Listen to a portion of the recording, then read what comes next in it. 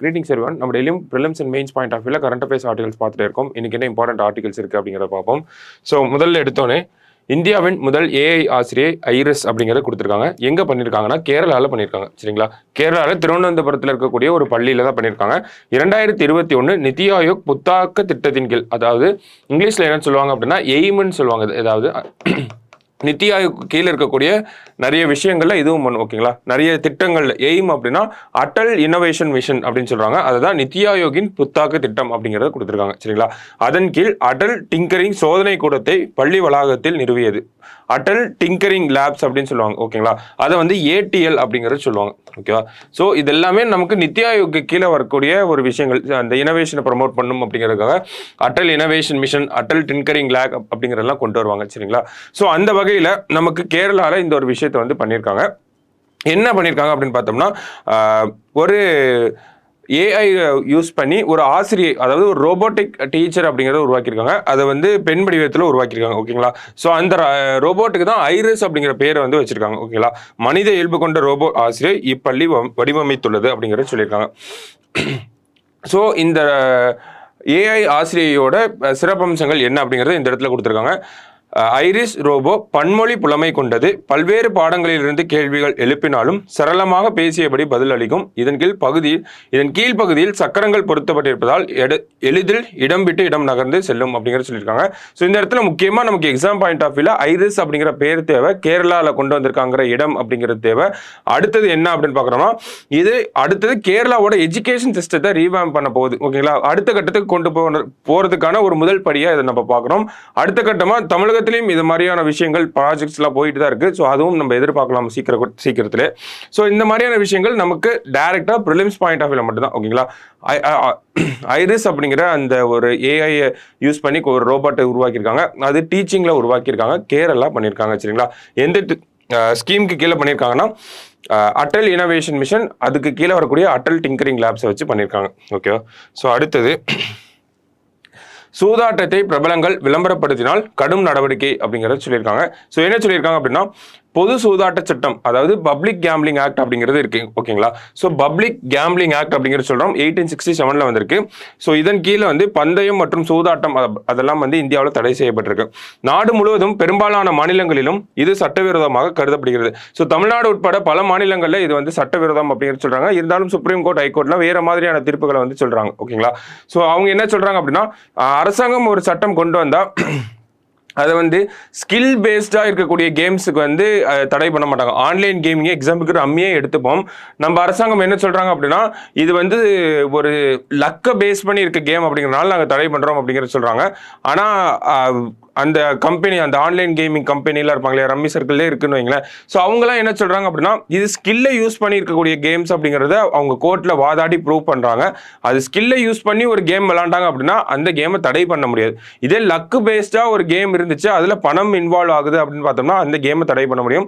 So இந்த மாதிரியான பிரச்சனைகள், முரண்பாடுகள் அப்படிங்கிறது இருக்க தான் செய்யுது. சரிங்களா, ஸோ அதன் அடிப்படையில் தான் இந்த ஒரு விஷயத்தை பார்க்குறோம். ஸோ இந்த மாதிரி சூதாட்டம் சார்ந்த விஷயங்களுக்கு விளம்பரங்கள் செய்கிறது இளைஞர்களிடையே நிதி மற்றும் சமூக பொருளாதார ரீதியில் வந்து ஒரு பிரச்சனையை ஏற்படுத்துது அப்படிங்கிறது சொல்லியிருக்காங்க.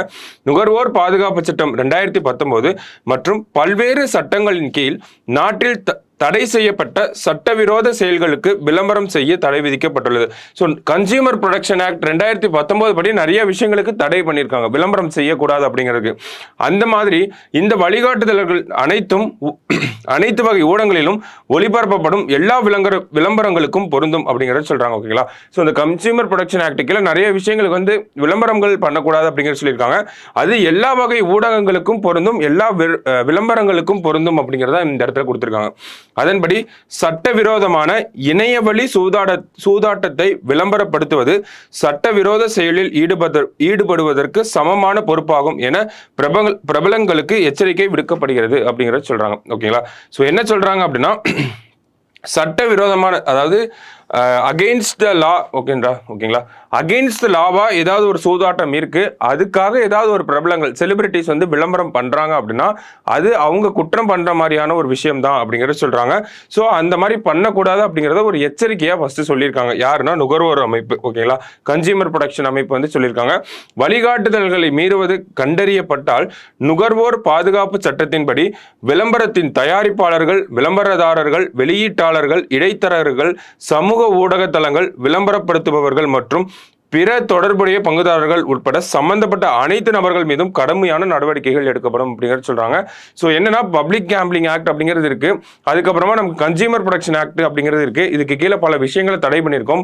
பப்ளிக் கேம்பிளிங் ஆக்ட் கீழே சூதாட்டம் நம்ம தடை பண்ணியிருக்கோம். நுகர்வோர் பாதுகாப்பு சட்டத்தின்படி இந்த மாதிரியான விஷயங்கள்லாம் தடை பண்ணியிருக்கோம். இதுக்காக விளம்பரங்களும் பண்ணக்கூடாது அப்படிங்கிறது சொல்றாங்க. ஸோ சில விஷயங்கள் தடை பண்ணப்பட்டிருக்கு, அந்த தடை பண்ணதை வச்சு சில விளம்பரங்கள் எடுக்கப்படுது, அதுல பிரபலங்களும் அந்த விளம்பரங்கள்ல நடிக்கிறாங்க. ஸோ அந்த மாதிரியான விஷயங்கள்ல நடிக்க வேண்டாம் அப்படிங்கிற ஒரு எச்சரிக்கையை தான் வந்து நுகர்வோர் பாதுகாப்பு அமைப்பு வந்து கொடுத்திருக்காங்க. அதுதான் இந்த ஒரு செய்தியா நம்ம பார்த்திருக்கோம். சரியா, அடுத்தது MH-60R ஹெலிகாப்டர்கள் கடற்படையில் இணைப்பு அப்படிங்கிற சொல்றாங்க. ஸோ இதை பத்தி நம்ம அடிக்கடி பார்த்திருக்கோம். அமெரிக்காவிடமிருந்து நம்ம வாங்கியிருக்கோம். 2020 இந்த ஒரு ஒப்பந்தம் அப்படிங்கிறது கையெழுத்தாயிருக்கும். 60 ஹெலிகாப்டர்கள் வாங்க போறோம். அதுல 24 ஃபர்ஸ்ட் வரப்போகுது நமக்கு. ஸோ 24 ஹெலிகாப்டர்கள் வாங்க போறோம். அதுல 6 நமக்கு ஃபர்ஸ்ட் வந்திருக்கு. சரிங்களா, ஸோ அதன் அடிப்படையில் இது வந்து ஒரு 4ஆம் தலைமுறை ஹெலிகாப்டர்களா இருக்கு. நேத்து வந்து இதனுடைய அந்த விஷயம் அப்படிங்கிறது கொச்சியில் வந்து லான்ச் பண்ணியிருப்பாங்க. சரிங்களா, ஸோ இந்த ஒரு ஹெலிகாப்டர்களை அஃபீஷியலாக வந்து லான்ச் பண்ணியிருப்பாங்க. ஸோ இதனுடைய சிறப்பம்சம் என்ன அப்படிங்கிறத பார்த்தோம்னா, நமக்கு தன்னை தானே இந்த ஹெலிகாப்டரை ஏதாவது ஒரு மிசைல் அட்டாக் பண்ண வந்துச்சு அப்படின்னா அந்த மிசைல் இருந்து தன்னை காப்பாற்றிக்கிறதுக்கு தேவையான விஷயங்கள்லாம் இந்த ஒரு ஹெலிகாப்டரில் இந்த ஒரு அமைப்பு அப்படிங்கிறது இருக்கும். சரிங்களா, ஸோ இந்த மாதிரி ஒரு கெப்பாசிட்டி இருக்கக்கூடிய ஒரு கேப்பபிலிட்டி இருக்கக்கூடிய ஒரு ஹெலிகாப்டர் இந்தியாவோட டிஃபென்ஸ் ஃபோர்ஸில் இது வரைக்கும் இருந்ததில்லை. இதுதான் ஒரு ஃபர்ஸ்ட் ஹெலிகாப்டராக இருக்கு. ஓகேங்களா, தன்னை அட்டாக் பண்ணுறதுக்கு ஏதாவது ஒரு மிசைல் வந்துச்சு அப்படின்னா அதுகிட்ட இருந்து காப்பாற்றிக்கக்கூடிய அமைப்புகள் எல்லாம் இது கிட்ட இருக்கு. ஐ மீன் இந்த ராக்கெட் கிட்ட இருக்கு, இந்த ஹெலிகாப்டர் கிட்ட இருக்கு. ஸோ அது ஒரு சிறப்பான விஷயமா இருக்கு. இந்தியாவோட அந்த பாதுகாப்பு திறனை மறுபடியும் மேலும் மேலும் மேம்படுத்தக்கூடிய அளவில் இது அமையும் அப்படிங்கிறத சொல்லியிருக்காங்க. ஸோ அதுதான் இந்த ஒரு ஆர்டிகலில் கொடுக்கப்பட்டிருக்க செய்தியா இருக்கு. அடுத்தது உலக வர்த்தகம் அப்படிங்கிறது சொல்றாங்க. வேர்ல்ட் ட்ரேட் ஆர்கனைசேஷனோட 13வது மீட்டிங் அப்படிங்கிறது நமக்கு சமீபத்தில் அபுதாபியில் வந்து நடந்திருக்கும். சரிங்களா, ஸோ அதுல நிறைய முக்கியமான முடிவுகள் எடுக்கப்படும் அப்படிங்கிறத நினைச்சிருந்தாலும் எந்த ஒரு கணிசமான முடிவுமே எடுக்கப்படலை அப்படிங்கிறத உண்மையான விஷயம். நமக்கு உலக அளவில் பார்த்தோம்னா ரஷ்யா யுக்ரைன் போர் அப்படிங்கிறது இருக்கு, அதே மாதிரி இஸ்ரேல் ஹமாஸ் போர் அப்படிங்கிறது இருக்கு. அதையும் தாண்டி பார்த்தோம் அப்படின்னா நமக்கு இந்த செங்கடல் பகுதிகளில் வந்து அட்டாக் அப்படிங்கிறது நடக்குது. அந்த ஹவுதி கிளர்ச்சியாளர்கள் பெரும் ஒரு பிரச்சனையை கிளப்பிட்டு இருக்காங்க. ஸோ இந்த மாதிரியான விஷயங்கள்னால உலக வர்த்தகம் அப்படிங்கிறது பன்மடங்கு ஒரு பாதிப்பு உள்ளாயிருக்கு. இருந்தாலும் அந்த ஒரு பின்னணியில தான் இந்த ஒரு மீட்டிங் அப்படிங்கிறது நடந்திருக்கும். இதுல பெரிய முடிவுகள் அப்படிங்கிறது ஒண்ணுமே எடுக்கல அப்படிங்கிறது அந்த அமைப்புக்கே ஒரு மரியாதையற்ற விஷயமாக வந்திருக்கு. அந்த அமைப்பை ரெஸ்பெக்ட் பண்ணக்கூடியவங்க ஏதாவது ஒரு முடிவு எடுப்பாங்கன்றத நினைச்சிருந்தாங்க. ஆனா ஒரு டீல் கூட சைன் ஆகல, ஒரு முக்கியமான கான்கிரீட் டெசிஷன் அப்படிங்கிறது எதுவுமே எடுக்கப்படலை அப்படிங்கிறது ஒரு வருத்தத்துக்குரிய விஷயமாக இருந்துச்சு. அந்த ஒரு அடிப்படையில் இதுக்கு முன்னாடி அந்த WTOக்கு முன்னாடி ஒரு அமைப்பு இருந்திருக்கும். ஓகேங்களா, காட் அப்படிங்கிறது சொல்றாங்க. ஓகேங்களா, GATT அப்படிங்கிறது சொல்றோம். இந்த அமைப்பு தான் இந்த அமைப்பை ரீப்ளேஸ் பண்ணிட்டு தான் நமக்கு வேர்ல்ட் ட்ரேட் ஆர்கனைசேஷன் அப்படிங்கிறது 96 கொண்டு வந்திருப்பாங்க.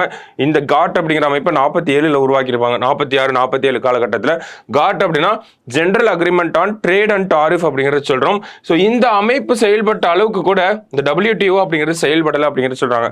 காட்டோட வரலாறு எடுத்து பார்த்தோம் அப்படின்னா இவங்க ஒரு விஷயம் பண்றாங்க. உலக நாடுகள்லாம் அவங்க நாட்டில் விளையிற பொருட்கள், அந்த மேனுஃபேக்சர் ஆகக்கூடிய ப்ராடக்ட்ஸ் எல்லாம் அவங்களுக்குள்ளேயே வச்சுக்காம பரவலா வெளியே கொண்டு வாங்க அப்படிங்கிறத சொல்றாங்க. அதன் மூலம் என்ன ஆகுது அப்படின்னா நமக்கு இந்த பொருட்கள் இல்லாத நாடுகளுக்கு அதை விற்க முடியும், இவங்களுக்கு லாபமும் ஆச்சு, அவங்களுக்கு பொருட்களும் கிடைக்கும். அந்த மாதிரியான விஷயங்களை வந்து இவங்க முன்னெடுத்து நடத்தியிருப்பாங்க. அது வந்து நிறைய மாற்றங்களை வந்து கொண்டு வந்திருக்கும். அதுதான் இங்க கொடுத்திருக்காங்க. ஒவ்வொரு நாடும் தனது உற்பத்தியை பாதுகாப்பதில் இருந்து விடுவிக்கப்பட்டு சர்வதேச வர்த்தகத்துக்கு வழிகோல வேண்டும் என்கிற நோக்கத்துடன் 1948 தொடங்கப்பட்டதுதான் காட் அப்படிங்கறது சொல்றாங்க. ஓகேங்களா, சோ என்ன ஒரு நோக்கம் அப்படின்னா உற்பத்தியை பாதுகாக்கிறத விட்டுட்டு சர்வதேச வர்த்தகத்துக்கு வாங்க, இன்டர்நேஷனல் ட்ரேடுக்கு உள்ள வாங்க அப்படிங்கறது சொல்றாங்க. 1930 ஏற்பட்டது போல உற்பத்திகள் சர்வதேச சந்தையை எட்டாமல் பல நாடுகளில் பஞ்சமும் பொருளாதார மந்த நிலையும் ஏற்படுவதை தடுக்க வேண்டும் என்பதுதான் இதன் நோக்கம் அப்படின்னு சொல்லுவாங்க. ஸோ 1930 என்ன ஆயிருக்கும்னா நமக்கு இந்த கிரேட் எக்கனாமிக் டிப்ரெஷன் அப்படிங்கிறது நடந்திருக்கும். அந்த மாதிரியான ஒரு விஷயத்த மறுபடியும் உலகத்தில் நடந்துடக்கூடாது அப்படிங்கிறத தடுக்கிறது தான் இதனுடைய முக்கியமான ரோலா இருந்துச்சு அப்படிங்கிறது சொல்றாங்க. ஓகேங்களா. காட் உருவான பிறகு சர்வதேச வர்த்தகம் பெரிய அளவில் வளர்ந்தது என்பது மட்டுமல்ல, பற்றாக்குறையும் பெரிய அளவில் தவிர்க்கப்பட்டது அப்படிங்கிறத சொல்றாங்க. ஓகேங்களா. ஸோ அந்த பற்றாக்குறை இதெல்லாம் அவங்களோட தடுத்துட்டே வராங்க. இவங்களோட ரோல் அப்படிங்கிறத நல்லா எஸ்டாப்ளிஷ் பண்றாங்க. ஓகேங்களா. அடுத்தது என்ன சொல்றாங்க அப்படின்னா, மேற்கத்திய நாடுகளில் வந்து தொழில்நுட்பம் அதிகமாக இருக்குது, முதலீடுகள் அதிகமாக இருக்குது. ஆனால் வளர்ச்சி அடையாத அந்த ஏசியா, ஆப்பிரிக்காலெல்லாம் அங்கே வந்து என்ன இருக்காங்க, தொழிலாளர்கள் வந்து அதிகமாக இருக்காங்க. ஸோ இதை ரெண்டையும் கம்பைன் பண்ணணும்னு நினைக்கிறாங்க. அதை இணைப்பதன் மூலம் உற்பத்தியை அதிகரித்து மனித வளத்தை முழுமையாக பயன்படுத்தி உலக பொருளாதாரத்தை மேம்படுத்த வேண்டும் என்பதுதான் காட் உருவாக்கப்பட்டதன் முக்கிய நோக்கமாக இருக்கு. ஓகேங்களா. ஸோ ரிசோர்சஸ் இருக்கு, ஹியூமன் ரிசோர்சஸ் இருக்கு, இங்க வந்து கேபிட்டல் அப்படிங்கிறது இருக்கு. அது ரெண்டையும் கொண்டு வரணும், ஒன்னா ஜாயின் பண்ணணும் அப்படிங்கிறதா. அது இந்தியாவிலையும் சீனாவிலையும் இப்போ கூட நம்ம பார்க்கலாம். இந்தியா கிட்ட ஐடி செக்டர்ல பார்த்தோம்னா ஹியூமன் ரிசோர்சஸ் இருக்கு, அதை உலக நாடுகள் பயன்படுத்திக்கிறாங்க.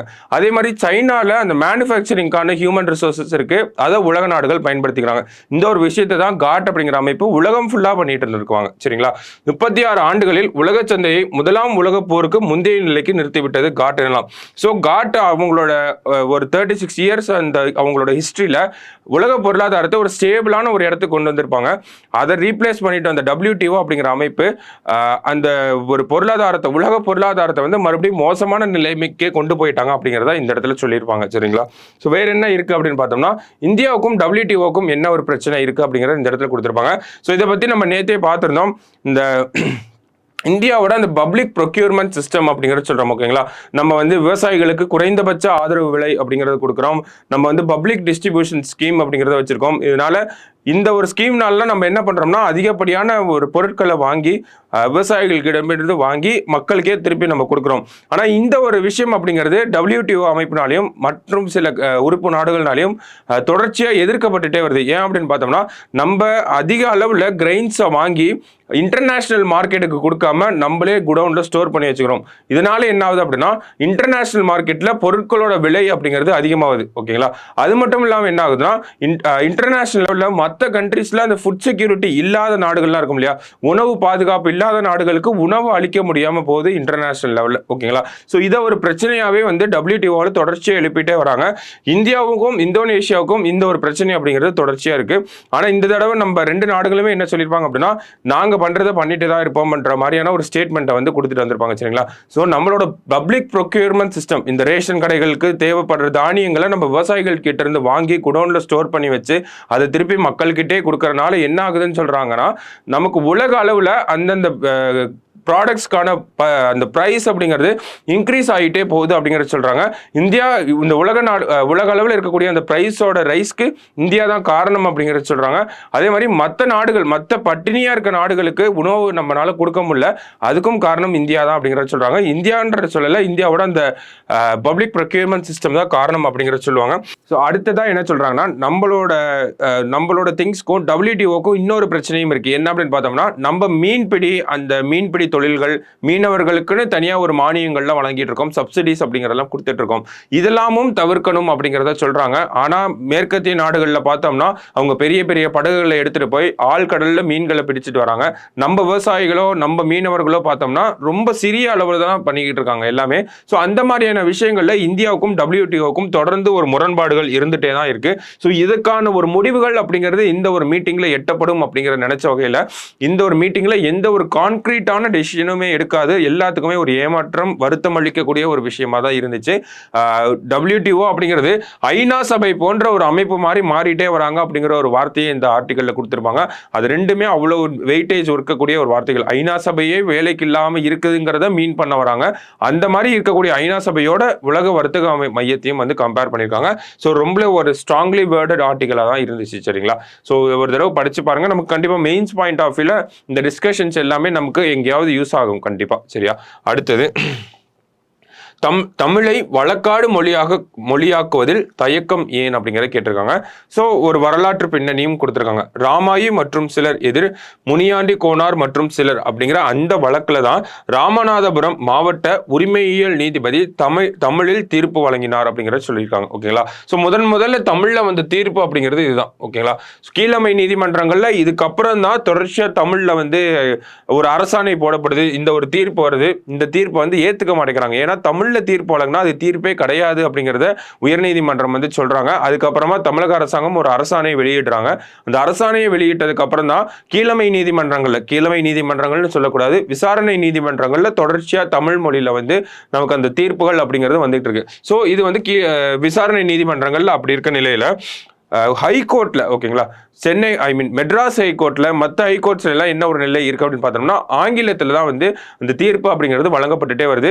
இன்னும் சில ஒரு ஊர்கள் இருக்கு. ஓகேங்களா. உதாரணத்துக்கு ராஜஸ்தான், உத்தரப்பிரதேஷ், மத்திய பிரதேஷ், பீகார் அந்தந்த மாநிலங்கள்ல எல்லாம் என்ன அப்படின்னு பார்த்தோம்னா அவங்களுக்கு ஹிந்தியிலேயே வந்து அந்த தீர்ப்புகள் அப்படிங்கிறது வழங்கப்படுது. சரிங்களா. அப்ப தமிழை இப்ப நம்ம ஜட்ஜ்மெண்ட்டுக்கு யூஸ் பண்ணணும் அப்படின்னா, வழக்காடு மொழியாக பயன்படுத்த வேண்டும் அப்படின்றா என்ன பண்ணணும் அப்படிங்கிற கேட்டோம்னா அதுக்கு ஒரு ஆர்டிகலை சொல்றாங்க. என்ன ஆர்டிகல் அப்படின்னு பார்த்தோம்னா ஆர்டிகல் 348 அப்படிங்கிறது சொல்றாங்க. ஓகேங்களா. 348ல ரெண்டு விதமா இருக்கு. ஆர்டிகல் 348(1) என்ன சொல்லுதுன்னா சுப்ரீம் கோர்ட்லயும் ஹை கோர்ட்லயும் இங்கிலீஷ் தான் பயன்படுத்தணும் அப்படிங்கிறது சொல்றாங்க. அடுத்தது 348(2)ல என்ன சொல்லியிருப்பாங்க அப்படின்னா நமக்கு ஹைகோர்ட்ல இங்கிலீஷ் இல்லாம தமிழ், ஹிந்தி அந்த மாதிரி ரீஜனல் லாங்குவேஜஸை பயன்படுத்தணும்னா பிரசிடென்ட்டோட ஒப்புதல் அப்படிங்கிறது தேவைப்படுது அப்படிங்கிறது சொல்றாங்க. ஓகேங்களா. ஸோ இதுக்காக தமிழக அரசாங்கமும் சரி நிறைய அரசாங்கங்கள் என்ன பண்ணியிருக்காங்க அப்படின்னா ஒரு தீர்மானம் அப்படிங்கிறது 1960களிலே நம்ம போட்டு அமைச்சிருப்போம். அந்த 1965 இருந்த அமைச்சரவை என்ன பண்ணியிருப்பாங்கன்னா அவங்க தீர்மானத்தை வாங்கி பார்த்துருப்பாங்க. அந்த தீர்மானத்தை வாங்கி பிரசிடென்ட் கிட்ட கொடுக்கணும் அப்படிங்கிறதா நடைமுறை. ஆனால் அதுக்கு பதிலாக என்ன பண்ணியிருப்பாங்க அப்படின்னா உச்சநீதிமன்றத்தோட ஒரு ஒப்புதலை வாங்கிக்கிறோம் அப்படின்னு சொல்லிட்டு உச்சநீதிமன்ற தலைமை நீதிபதிக்கு வந்து அந்த ஒரு தீர்மானத்தை அமைச்சு வச்சிருப்பாங்க.